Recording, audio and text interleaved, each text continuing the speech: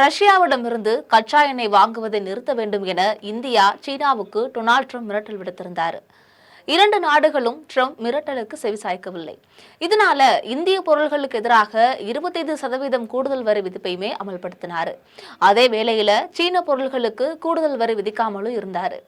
ஐரோப்பிய ஒன்றிய நாடுகளும் இந்திய பொருட்களுக்கு வரி விதிக்க வேண்டும் என வலியுறுத்தின. இந்த நிலையில நேட்டோ நாடுகள் ரஷ்யாவிடமிருந்து எண்ணெய் வாங்குவதை நிறுத்த வேண்டும் என நேட்டோ நாடுகளுக்கு அழைப்பு விடுத்திருந்தார். நேட்டோ நாடுகள் எண்ணெய் வாங்குவதை நிறுத்தினாங்க அப்படின்னா உக்ரைன் ரஷ்யா போர் முடிவுக்கு வரும் என நம்புவதாகவே தெரிவிச்சிருந்தார். மேலும் நேட்டோ நாடுகள் சீனாவுக்கு 50% முதல் 100% வரை வரி விதிக்கப்படும் என மிரட்டல் விடுத்திருந்தது.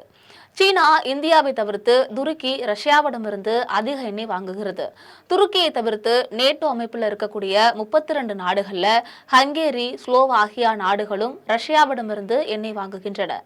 இது தொடர்பாக தன்னுடைய ட்ரூத் சமூக வலைதள பக்கத்துல பதிவிட்டிருக்கக்கூடிய அவர், அனைத்து நேட்டோ நாடுகளும் ரஷ்யாவிடமிருந்து எண்ணெய் வாங்குவதை நிறுத்திவிட்டு ரஷ்ய பெட்ரோலியத்தை வாங்கக்கூடிய சீனாவிற்கு 50% முதல் 100% வரை வரிகளை விதித்தாங்க அப்படின்னா ரஷ்யா உக்ரைன் போர் முடிவுக்கு வரும் என்று தான் நம்புவதாக ஜனாதிபதி டொனால்ட் ட்ரம்ப் தெரிவிச்சிருந்தார். மேலும் அவர் போரில் வெற்றி பெறுவதற்கான நேட்டோவின் அர்ப்பணிப்பு 100%க்கும் மிக குறைவாக இருக்கு. கூட்டணியின் சில உறுப்பினர்கள் ரஷ்ய எண்ணெயை வாங்குவது அதிர்ச்சியூட்டுகிறது. இது ரஷ்யா மீதான உங்கள் பேச்சுவார்த்தை நிலைப்பாட்டையும் பேரம் பேசும் சக்தியையும் பெரிதும் பலவீனப்படுத்துகிறது அப்படின்னு தெரிவிச்சிருந்தார். சீனா மற்றும் இந்தியாவிற்கு பிறகு ரஷ்ய எண்ணெயை வாங்கக்கூடிய 3வது பெரிய நாடாக நேட்டோ உறுப்பினர் துருக்கி இருந்து வருகிறது. மேலும் நேட்டோ அமைப்பில் இருக்கக்கூடிய ஹங்கேரி மற்றும் ஸ்லோவாக்கியா ஆகியவை நாடுகளும் ரஷ்யாவிடமிருந்து எண்ணெய் வாங்கிட்டு இருக்கு. இந்தியா, சீனா, பிரேசில் ஆகிய நாடுகள் விளாடிமிர் புதினை அழைத்து அமைதி பேச்சுவார்த்தையில தீவிரமாக ஈடுபட சொல்ல வேண்டும். இல்லாவிட்டால் இந்த 3 நாடுகளும் கடும் விளைவுகளை சந்திக்க நேரிடும் என்று ரூட் ஜூலை 16ஆம் தேதி எச்சரித்தது. மார்க் ரூட்டின் இந்த எச்சரிக்கை குறித்து ஜூலை 17ஆம் தேதி பேசிய இந்திய வெளியுறவு அமைச்சக செய்தி தொடர்பாளர் ரந்தீர் ஜெய்ஸ்வால், எரிசக்தி பாதுகாப்பே இந்தியாவிற்கு முன்னுரிமை என்று கூறினார்.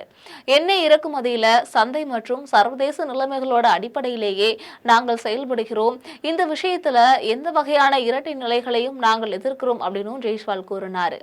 மார்க் ரூட்டின் எச்சரிக்கை வெளியான அடுத்த நாளே இந்த விவகாரம் தொடர்பாக பேசியிருக்கக்கூடிய இந்திய பெட்ரோலிய அமைச்சர் ஹர்தீப் சிங் பூரி, எங்களுக்கு எந்தவிதமான அழுத்தமும் இல்லை. ரஷ்யாவிலிருந்து எண்ணெய் இறக்குமதி பாதிக்கப்பட்டால் இந்தியாவுக்கு எந்தவித பிரச்சனையும் இல்லை. ஏனெனில் நாங்கள் எண்ணெய்க்காக எந்த ஒரு நாட்டையும் சார்ந்து இல்லை அப்படின்னு கூறினார்.